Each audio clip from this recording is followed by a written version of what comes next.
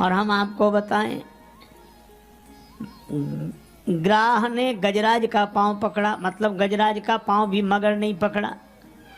आदि श्री शंकराचार्य जी का पांव मगरिया ने पकड़ा, मगर ने। माँ हमें आज्ञा दे दो, नहीं ये मगर पकड़कर डुबा देगा। देखो मगरिया ने हनुमान जी का पांव पकड़ लिया और गजराज का पांव मगर ने पकड़ा था। श्री शंकराचार्य जी महाराज का पांव भी मगर नहीं पकड़ा। ये पुरातन कथाएं हैं, लेकिन ये सनातन है। मगर आज भी पांव पकड़े, हम सब लोगों का पांव मगर ही तो पकड़े। किसी से कोई बढ़िया सत्संग हो रहा, कथा हो रही, इतने संत महापुरुष पधारे हैं, सबका दर्शन करो, सत्संग सुनने चलो, क्या कह दे क्या बताएं, चले तो जाते, मगर पकड़े हैं पांव की नहीं। महाराज ये मगर पांव नहीं छोड़ता, हम तो आपसे पहले ही पहुंच जाते मगर। और इस मगर से पीछा छुड़ाना तो भगवान की कृपा की ही बात है। अब हनुमान जी का पांव मगरिया ने पकड़ लिया। इसका संकेत यह है कि जब हम विषय रस के सरोवर में प्रवेश करते हैं तो वासना की मगरिया हमारा पांव पकड़ लेती है। कहीं से भी निकले, आहा सुरीला गाना सुनाई पड़ गया, पांव वहीं रुक गए, मगर ने पांव पकड़ लिया, अब आगे नहीं बढ़ पा रहे। सुंदर दृश्य दिखाई दिया, वहीं खड़े रह गए। तो विषय रस के सरोवर में तो जगह जगह वासना पांव पकड़ती है, मगरिया। लेकिन श्री हनुमान जी ने एक काम किया, उन्होंने विषयों का विरोध नहीं किया, वासना का विरोध किया। भगवान शंकराचार्य कहते हैं बद्धोई को यो विषयानुरागी। बद्ध कौन?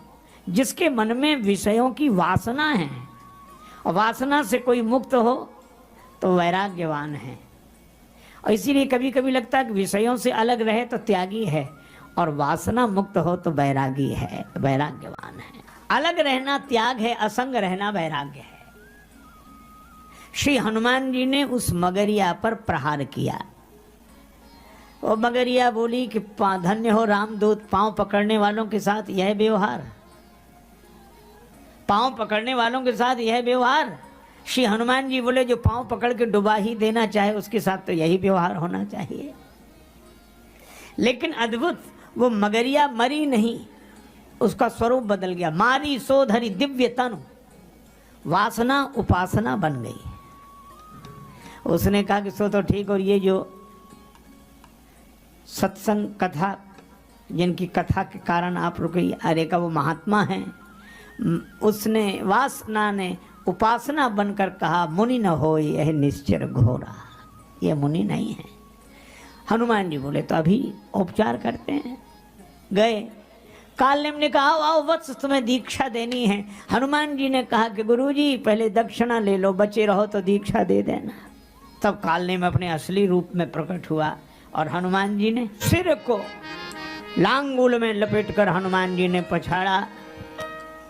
तब बोला राम राम। हनुमान जी बोले अब सही दीक्षा दी। अब देखो काल चक्र सबको फंसा लेता है, पर जो काल चक्र पर विजय प्राप्त कर सके वही रघुपति भक्ति की संजीवनी बूटी लेकर आएंगे। हम सब काल से प्रभावित होते हैं, पर काल जिससे प्रभावित हो ऐसा पुरुषार्थ चाहिए, ऐसा पौरुष चाहिए, ऐसी भगवान के प्रति समर्पित बुद्धि चाहिए।